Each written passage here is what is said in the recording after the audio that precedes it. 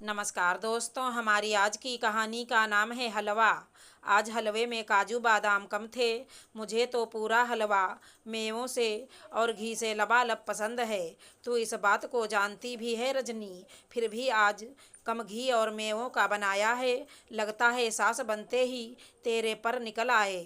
मेरी पसंद नापसंद को भी भूल रही है। राम सती जी ने आंखें बड़ी करते हुए कहा, नहीं माँ जी, हलवा मैंने नहीं, आपकी पुतबहू रीना ने बनाया है। उसी ने कम मेवे डाले। मैंने उसे कहा भी माँ जी के लिए और मेवे डालो, पर उसने नहीं डाले। बोल रही थी कि इस उम्र में इतना घी और मेवे सिर्फ कोलेस्ट्रॉल बढ़ाते हैं। स्वाद के लिए खाना है तो कम में खाना सीखो। बहू रजनी हड़बड़ाते हुए बोली। राम सती जी को चैन नहीं था। बहू की बहू यानी पुतबहू डॉक्टरनी थी, हर चीज़ में सेहत की टिप्पणी करती थी। जीवन भर राम सती जी ने अपने हिसाब से घर को चलाया है। बहू रजनी भी आई तो आते ही उसकी कमान कस ली।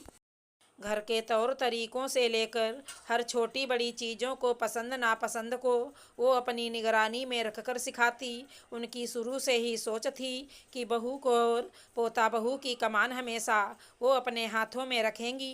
रजनी को भी यही कहती कि खबरदार, तू अपनी बहू का पक्ष ली तो इस घर की सास हमेशा मैं ही रहूँगी। रजनी भी सरल स्वभाव की होने के कारण सास की बातों का बुरा नहीं लगाती। नई माँ मिली है, यही सोचकर वो उनकी हर बात मानती रहती। यही कारण है कि रिश्तेदार और पड़ोसी आज भी उनके परिवार की तारीफ करते कि दोनों सास बहू प्रेम पूर्वक रहते हैं। मम्मी जी, आज फिर आपने मॉर्निंग वॉक मिस की। देखिए, घर के काम पूरे दिन चलते रहते हैं, पर अपनी सेहत से कभी कॉम्प्रोमाइज़ नहीं करना चाहिए। कल से आप वॉक पर नहीं गई तो सुबह की मीठी चाय नहीं बनाऊंगी और नाश्ता भी आपकी पसंद से विपरीत रूखा सूखा बनाऊंगी। देखो, बीपी कितना बढ़ा है आपका। रीना ने सास का मॉर्निंग बीपी चेक करते हुए कहा। राम सती जी हलवे के कारण पहले से ही कोफ्त में थी। अब जब पोता बहू की और हिदायतें सुनी तो चिढ़ गईं। बहू, तुम्हें घर में आए 2 महीने नहीं हुए और सास पर हुकूमत चला रही हो। ये मत भूलो कि वो सास हैं तुम्हारी और मैं तुम्हारी सास की सास हूँ। हमारे घर में ऐसा रूखा सूखा खाना कोई नहीं खाता है। तुम अपनी डॉक्टरी कहीं और दिखाओ। राम सती जी गरजते हुए बोली। रीना उस समय कुछ नहीं बोली, बस सास की दवाइयाँ और दादी सास की दवाइयाँ दूध की गिलास के साथ रखकर क्लिनिक चली गई। थोड़ी देर बाद रीना के फ़ोन पर अचानक फ़ोन आया और वो दौड़ती भागती घर पहुंची। राम सती जी मूर्छित अवस्था में थी। सास रजनी घबराई हुई रीना की राह देख रही थी। पता नहीं बहू कब से कह रही थी कि मेरी छाती में दर्द हो रहा है, कहीं अटैक तो। बोलती बोलती रजनी जी रुक गईं। रीना दादी सास को तुरंत एम्बुलेंस की मदद से अस्पताल ले गई। जांच कराने पर पता चला कि एसिडिटी के कारण सीने में दर्द हो गया है। रीना सास की ओर देखकर बोली, इसीलिए ही मम्मी जी, मैं आप सबको ज़्यादा घी तेल और मसालों को मना करती हूँ। दादी जी भले ही अपने समय में ऐसा खान पान करती होंगी, पर उस समय वो फिजिकल वर्क करती थी तो दिन भर का सारा खाना पीना जल्दी हजम हो जाता था। पर अब वो सारा दिन बिस्तर पर बैठे बैठे ये घी मसालों से लबालब खाएंगी तो यही हाल होगा। मेरी रोक टोक आपको बुरी लगती है मम्मी जी, पर मैं आप सबके अच्छे के लिए ही कहती हूँ। राम सती जी अब होश में आ चुकी थी। पोता बहू की बातें धीरे धीरे सुन रही थी और आंखें नीचे कर रही थी। और हलवा लाऊं दादी जी? एकदम घी और मेवों से लबालब। रीना के इतना कहते ही दादी सास ने चद्दर से मुंह ढक लिया और सोचने लगी। कहाँ तो वो बहू की बहू पर कमान कसने का सोच रही थी, अब कहाँ मुझे इसी डॉक्टरनी की हिदायतों में जीवन भर दिनचर्या करनी होगी। धीरे धीरे राम सती जी को रीना की सलाह मशवरा से फ़ायदा होने लगा। रीना घर गृहस्थी और कामकाज खूब अच्छे से करती, क्लिनिक भी समय से आती जाती। राम सती जी को कोई भी काम कहने की ज़रूरत भी नहीं पड़ती। रीना समझदारी से हर काम करती। उन्हें समझ आ गया था कि आजकल की पीढ़ी पर कमान वगैरह कसने वाली बेतुकी बातें होती हैं। आजकल तो हर लड़की समय के साथ सब समझ जाती है। अब वो भी घर में वाक करती रहती, दो चार काम खुद से करती, जिससे उनका मन लगा रहता और वो स्फूर्ति महसूस करती। रीना पर अब उन्हें प्यार आता। जब भी रीना क्लिनिक से आती, रोज दादी सास की हाल चाल जानती और दोनों ढेरों गपशप करते। राम सती जी सोच रही थी, कहाँ तो वो कमान कसने की बेफजूल बातें सोच रही थी, ताकि सासगिरी दिखा सकूं। कहाँ रीना ने अपने प्रेम पूर्ण व्यवहार से उसने सबको अपना बना लिया। नमस्कार दोस्तों, हमारी आज की कहानी का नाम है अपनापन।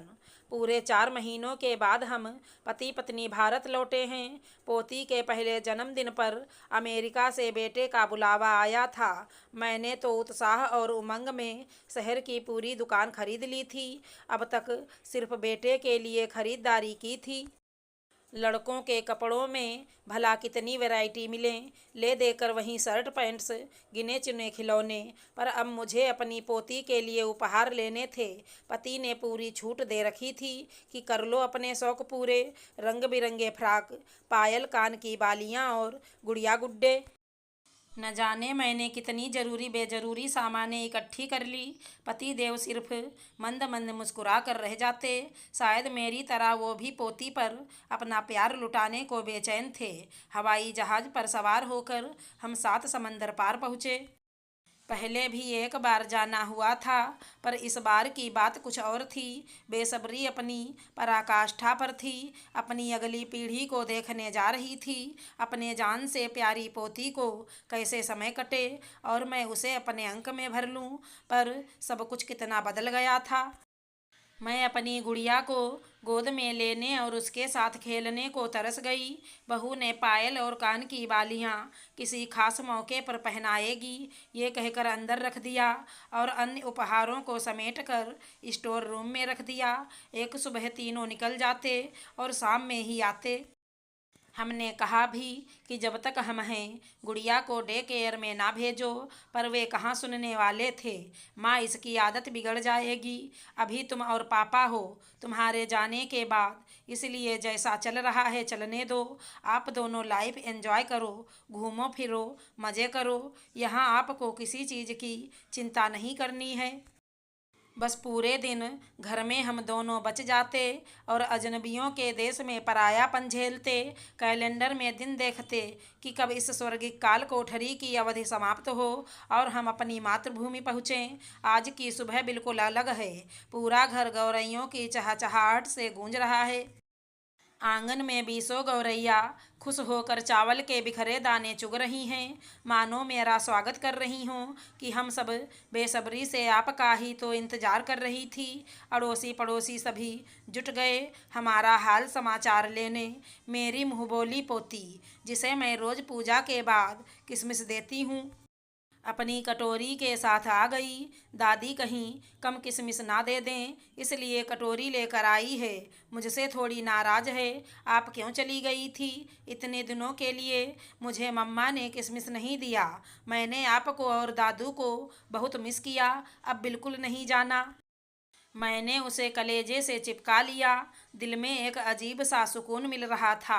कितनी फिक्र है यहाँ सबको हमारी। अब इतना लंबा कभी नहीं जाऊंगी मेरी बच्ची। इन सब के साथ हमारा खून का संबंध नहीं है, लेकिन दिलों के तार कितनी मजबूती से जुड़े हुए हैं।